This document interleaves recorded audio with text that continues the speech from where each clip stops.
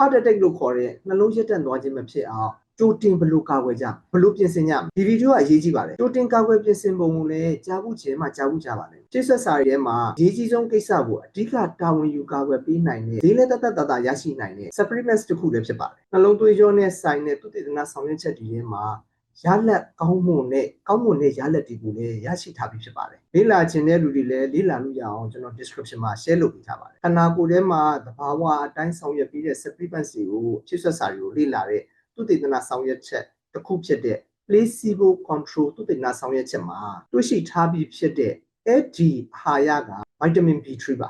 နိုင်စင်လို့ခေါ်ပါတယ် B3 နဲ့ပတ်သက်ပြီးတော့ကောင်းမွန်တဲ့ရလက်တွေကိုလည်းသုတေသနဆောင်ရွက်ချက်များစွာထဲမှာတွေ့ရှိထားပြီးဖြစ်ပါတယ်ကျွန်တော်တို့တကယ်လိုအပ်မဲ့နိုင်စင်က flash ဖြစ်စေတဲ့ B3 ပါတောက်ပြီးခဏမှာနေလောင်တို့ခန္ဓာကိုယ်ပူရှည်ဖြစ်လာမယ်အသားတွေနေလောင်တို့ရဲလာမယ်အဲ့ဒါပုံမှန်ပါအငြင်းမရှိပါဘူးဒီနေ့ကိုအနည်းဆုံး900 မီလီဂရမ်ထိတောက်ပေးတင်ပါတယ်နိုင်စင်ကဘာတွေလုပ်ပေးလဲဆိုတော့ cholesterol ကိုတိတိတသာယုံနေစေပါတယ်အငြင်းဖြစ်စေတဲ့ LDL small dense အဲ့ဒီလိုအငြင်းဖြစ်စေတဲ့ LDL တွေကိုလည်း short ချပေးနိုင်တဲ့အတွက်နှလုံးသွေးကြောအငြင်းမရှိအောင်ကာကွယ်ပေးပါတယ်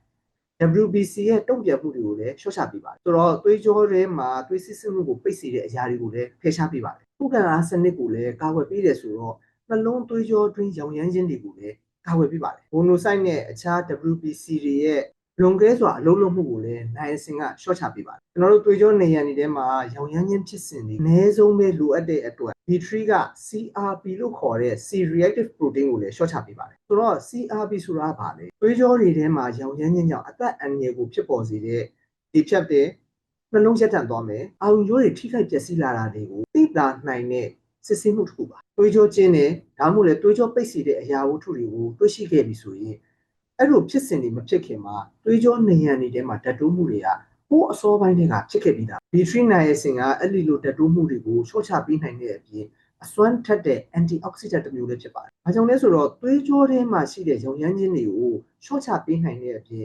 cholesterol ဒီအဆီတွေကသွေးကြောနေရန်တွေထဲမှာတွေ့ကပ်နေတာစုပုံနေတာမဖြစ်အောင်ကာကွယ်ပေးပါတယ်။အဲ့ဒီလိုပဲ TG လို့ခေါ်တဲ့ triglyceride တွေကိုလည်းရှော့ချပေးနိုင်တဲ့အပြင်အပြိုင်ထဲမှာပဲ HDL ကိုလည်းများလာစေပါတယ်။သွေးကြောတွေမာကြောခြင်းကိုလည်းပြန်လည်ပျော့ပြောင်းလာစေပါတယ်။ဆိုတော့ဒီလိုအစွမ်းထက်တဲ့နိုင်ရစင်ကိုဘာကြောင့်မလို့ကျွန်တော်တို့အစတည်းကမသိရှိခဲ့ကြတာB3 အတွက်ငွေကြေးရင်းနှီးမြှုပ်နှံမှုတွေကိုများစွာမပြုလုပ်ခဲ့တဲ့အတွက်ကျွန်တော်တို့ကြော်ညာတွေထဲမှာတွေ့ရှိထားခြင်းမရှိပါဘူးတကယ်တမ်းကျတော့နိုင်ရစင်ကနှလုံးယောဂါနဲ့ဆက်နွယ်နေတဲ့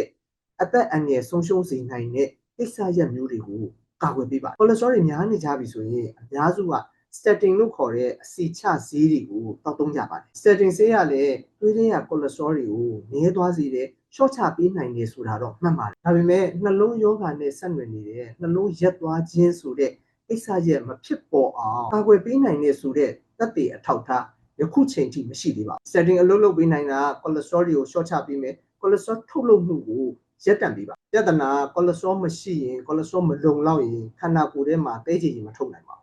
တဲကြည်ကြီးမထုတ်နိုင်ခဲ့ရင်ခန္ဓာကိုယ်ထဲကလိုအပ်တဲ့ vitamin D vitamin A vitamin K vitamin K2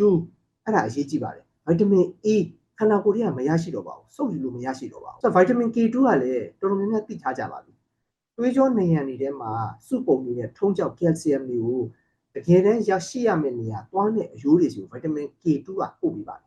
vitamin E ကလည်းသွေးကြောနေရန်တွေမှာရောင်ရမ်းခြင်းတွေဖြစ်ပေါ်စေတဲ့ဒဏ်ရာတွေအမာရွတ်တွေကိုလည်းပျောက်ကင်းသွားအောင်သူကကုသပေးပါတယ် testosterone ဆိုတဲ့ဟော်မုန်းကိုလည်းလျော့နေသွားစေပါ statin တောက်တဲ့သူအများစုမှာလည်း testosterone ဟော်မုန်းလျော့နေနေတာတွေတွေ့ရှိရ placebo control လို့သူတေသနဆောင်ရွက်ချက်တွေထဲမှာ statin ဆေးကိုထည့်ပြီးတော့ဆက်လက်ဆောင်ရွက်ခြင်းမရှိတော့တဲ့အတွက်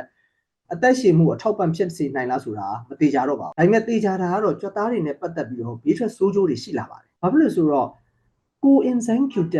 ချို့တဲ့စေတယ်coenzyme Q10 ကိုရပ်တန့်ပြစ်လိုက်ပါတယ်နှလုံးကြွက်သားမှာရှိတဲ့ cell တွေထဲမှာနေထိုင်တဲ့စွမ်းအင်ထုတ်လုပ်ပေးတဲ့ mitochondria တွေက coenzyme Q10 လိုအပ်ပါတယ်နှလုံးကလည်းကြွက်သားတစ်ခုဖြစ်တဲ့အတွက်နှလုံးအားနည်းလာပြီဆိုရင်နှလုံးကြွက်သားတွေအားနည်းလာပြီဆိုရင်ပျက်စီးမှုတွေဖြစ်ပေါ်လာမယ်နှလုံးရပ်တန့်သွားမယ်ခါးနာတာတွေဖြစ်လာမယ်ကြွက်သားတွေနာလာမယ်နာကျင်မှုတွေဖြစ်လာမှာဆိုတော့ကျွန်တော်ဆိုလိုတာက statin ဆေးကိုမတောက်ပါနဲ့ လို့အကြံပေးတာမဟုတ်ပါဘူးကျွန်တော်ခု share ထားတယ်ဗတ်လိုက်မှုမရှိတဲ့သူတည်နာဆောင်ရွက်ချက်တွေကိုဆရာဝန်နဲ့ပြသပြီးတော့တိုင်ပင်နိုင်အောင်အခုဆောင်ရွက်နေကြတဲ့ပုံစံတွေဖြစ်တဲ့သင်မြင်ယူဆချက်တွေပေါ်မှာပဲအခြေခံပြီးတော့အသုံးပြုနေတဲ့စေဝါတွေအစားနှလုံးနဲ့ပတ်သက်တဲ့ယောဂနှလုံးယောဂတွေအတွက်ဈေးလဲသက်သာတဲ့ B3 niacin ကိုတစ်နေ့အနည်းငယ်ကနေစပြီးတော့900 mg အထိအောက်သုံးပေးတဲ့ကြောင်းကိုဗတ်လိုက်မှုမရှိတဲ့သူတည်နာဆောင်ရွက်ထားချက်တွေပေါ်မှာမူတည်ပြီးထည့်သွင်းစဉ်းစားသင့်ပါဒီဗီဒီယိုကနေရရှိမဲ့ဘုဟုတုတက